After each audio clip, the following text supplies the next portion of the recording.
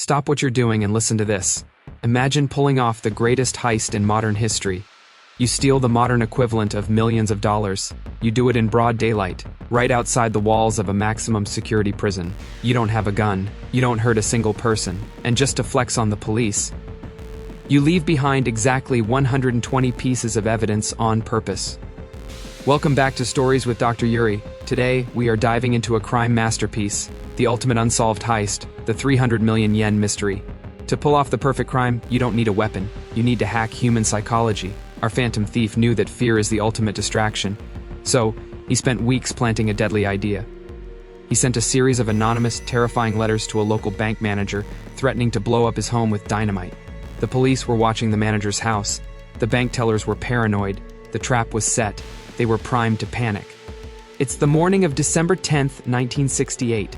4 bank guards are transporting exactly 294,307,500 yen in the trunk of a company car. It's the year-end bonuses for local factory workers. Suddenly, a police motorcycle cuts through the torrential rain and forces the bank car to stop. The officer is frantic. He tells the guards the branch manager's house just exploded, and there's a credible tip that dynamite is strapped to the undercarriage of their car. The terrified guards freeze. The cop dives under the chassis to inspect it. Smoke pours from under the car, flames shoot out. "It's going to blow, take cover," the cop screams. The guards abandon the fortune. They sprint for the prison walls, throwing their arms over their heads, waiting for the shockwave. But the shockwave never comes. There was no dynamite. It was just a standard road flare. The fake cop puts the car in drive and simply vanishes with the money. When real police arrived, they thought this would be the easiest open and shut case in history. The thief had blundered massively. He left behind a staggering 120 pieces of evidence. But here is where the story shifts from a clever robbery to pure evil genius. Every single item was a decoy, a mass-produced, untraceable trap left behind specifically to waste the detective's time. The police motorcycle? It was a stolen civilian Yamaha, painted white. The megaphone? Bought at a massive hardware store with thousands of other identical units. While the police were obsessing over the trash he left behind, the thief was executing a flawless getaway. He drove the bank car to a hidden dirt lot, transferred the cash to a stolen Toyota, drove to a third location, transferred the money to a stolen Ford, threw a cover over it, and walked away like a ghost. The massive decoy operation triggered the largest manhunt in Japanese history, and out of 110,000 suspects, 2 names rose to the top. Suspect number 1 is known only as Boy S. He was a 19-year-old juvenile delinquent who led a local street gang. More importantly, he was the son of a local motorcycle police officer. He knew police protocols, and he knew exactly how to modify a bike to look official.